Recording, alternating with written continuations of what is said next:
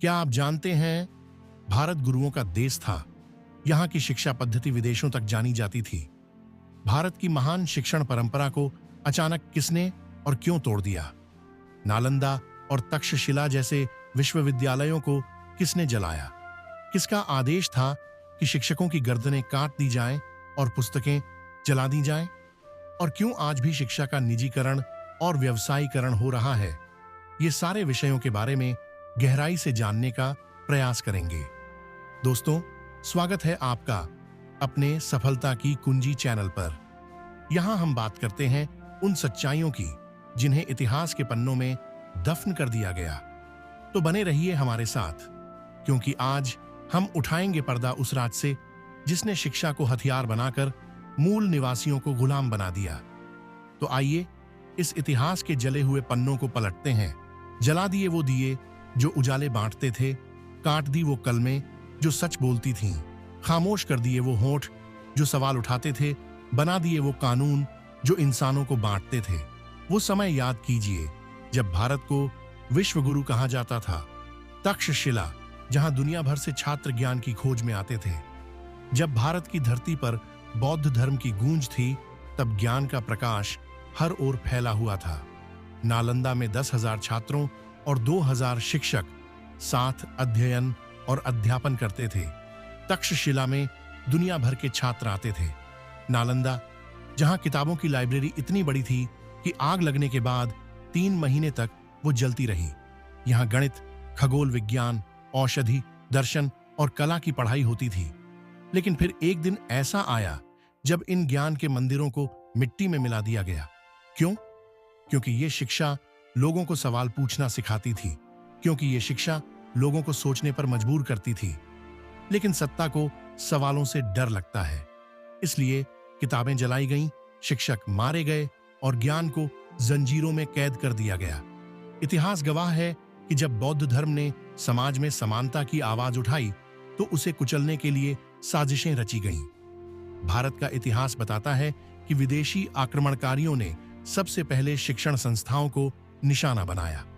नालंदा, तक्षशिला और विक्रमशिला जैसे विश्वविद्यालयों को जलाकर खाक कर दिया गया। लेकिन क्या इन अवशेषों में रामायण, महाभारत और वेदों के अवशेष थे? नहीं, इन अवशेषों में त्रिपिटक और बौद्ध साहित्य के टुकड़े मिले। तो फिर ये शिक्षा का विनाश क्यों हुआ? इतिहास गवाह है कि पुष्यमित्र शुंग, जो एक बौद्ध राजा बृहद्रथ का सेनापति था, उसने बृहद्रथ की हत्या कर सत्ता हथिया ली और इसके बाद उसने पूरे देश में बौद्ध मठों को ध्वस्त कर दिया। उसने आदेश दिया कि जो कोई भी बौद्ध शिक्षक का सिर काट कर लाएगा, उसे सोने के सिक्के दिए जाएंगे। बौद्ध साहित्य को नष्ट करने के लिए भी इनाम रखा गया। बौद्ध मठों पर हमले हुए, पर क्यों? क्योंकि बौद्ध धर्म ने ब्राह्मणवादी व्यवस्था को चुनौती दी थी। उसने कहा था कि हर इंसान बराबर है, लेकिन यह बराबरी सत्ता के लिए खतरा थी, इसलिए धर्म के नाम पर खून बहाया गया। इसका नतीजा क्या हुआ? भारत के मूल निवासी शिक्षा से कट गए। फिर मनुस्मृति को कानून बनाया गया, जिसमें मूल निवासियों को संस्कृत पढ़ने पर सजा दी जाती थी, जीभ काट ली जाती थी, कानों में गर्म सीसा डाला जाता था। और ये सब आदेश किसका था? भगवान के बाप का, यानी ब्राह्मण राजा पुष्यमित्र शुंग का। सोचिए, ये वही धरती थी जहां बुद्धम शरणम गच्छामि की आवाज गूंजती थी, जहां करुणा और अहिंसा की शिक्षा दी जाती थी। लेकिन अब शिक्षा डर बन गई, ज्ञान का मतलब सजा बन गया। साथियों, राजा कोई भी हो, मगर कानून हमेशा ब्राह्मण का चलता था। क्या मुस्लिम हुकूमत ने भी इस कानून को बदला? नहीं, उन्होंने भी ब्राह्मणों को मंत्री बनाया और मनुस्मृति लागू रखी। शिक्षा के दरवाजे बंद रहे और यही क्रम 800 साल तक चला। फिर आई ब्रिटिश हुकूमत, उन्होंने शिक्षा के दरवाजे खोले, स्कूल और कॉलेज बनने लगे। मनुस्मृति के बदले भारतीय दंड संहिता लागू की गई, सती प्रथा को खत्म किया गया और यही वो समय था जब ब्राह्मणों को बौखलाहट हुई। 1947 में अंग्रेज चले गए, मगर क्या मूल निवासियों को सत्ता मिली? नहीं, सत्ता दी गई भगवान के बाप को, यानी राजगोपालाचार्य को, और उसके बाद पंडित नेहरू को, जिन्होंने लोकसभा में 60% ब्राह्मण उम्मीदवार खड़े किए, विधानसभा में 56% ब्राह्मण जीत गए। ब्राह्मणों को विधायिका में भर दिया। क्या यही आजादी थी? डॉक्टर बाबा साहेब आम्बेडकर जी ने संविधान में शिक्षा को सार्वजनिक किया, मगर पाठ्यक्रम भगवान के बापों के हाथों में कैद रहा। आज भी वही पढ़ाया जाता है जो वो पढ़ाना चाहते हैं। सवाल ये है कि क्या यही शिक्षा है? क्या हम स्वतंत्र सोच सकते हैं या हम वही सोचते हैं जो हमें सिखाया जाता है? आज शिक्षा का निजीकरण, व्यवसायीकरण और खिचड़ीकरण हो चुका है।